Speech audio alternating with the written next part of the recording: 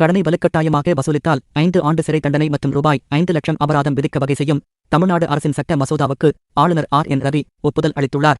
அதேபோல தமிழ்நாட்டில் மருத்துவ கழிவுகளை கொட்டுபவர்கள் விசாரணையின்றி தடுப்பு காவலில் வைப்பதற்கான சட்ட மசோதாவுக்கும் ஆளுநர் ஒப்புதல் அளித்துள்ளார். தமிழ்நாட்டில் கடன் வழங்கும் சில நிறுவனங்கள் கடனை மிரட்டியும் கட்டாயப்படுத்தியும் வசூலிப்பதாக தொடர்ந்து புகார்கள் வந்தன. இந்நிலையில் தனிநபர்கள், சுய உதவிக்குழுக்கள் உள்ளிட்டவற்றிற்கு கடன் வழங்கும் நிறுவனங்கள் வலுக்கட்டாயமாக பணம் வசூலிப்பதை தடுக்க வகை செய்யும் புதிய சட்டத்திருத்த மசோதாவை துணை முதலமைச்சர் உதயநிதி ஸ்டாலின் சட்டப்பேரவையில் ஏப்ரல் 26ஆம் தேதி தாக்கல் செய்தார். அப்போது சட்டத்திருத்த மசோதாவை வாசித்த உதயநிதி ஸ்டாலின், கடன் வழங்கிய நிறுவனம் கடன் பெற்றவரோ அல்லது அவரது குடும்பத்தினரையோ வலுக்கட்டாய நடவடிக்கைக்கு உட்படுத்தவோ, மிரட்டவோ, பின்தொடரவோ, அவர்களது சொத்துக்களை பறிக்கவோ கூடாது. மீறுபவர்கள் மீது 5 ஆண்டு சிறை தண்டனை, 5 லட்சம் ரூபாய் அபராதம் விதிக்கப்படும். வலுக்கட்டாயமாக கடனை வசூலிக்கும் போது கடன் பெற்றவர்கள் தற்கொலை செய்து கொண்டால் கடன் வழங்கிய நிறுவனம் தற்கொலைக்கு தூண்டியதாக கருதப்படும்.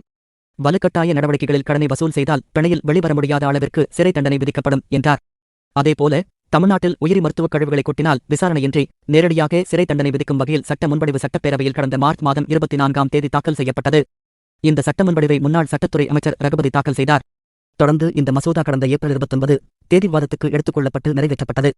மேலும் அந்த சட்ட திருத்தத்தில் கள்ளச்சாராயம், சைபர் கிரைம், மணல் கடத்தல், பாலியல் குற்றவாளிகள் உள்ளிட்டோருக்கு மட்டுமே முன்பு தடுப்பு காவல் அளிக்கப்பட்டது. இனிமேல் உயிரி மருத்துவக் கழிவுகளை கொட்டுவோருக்கும் தடுப்பு காவல் விதிக்கப்படும்.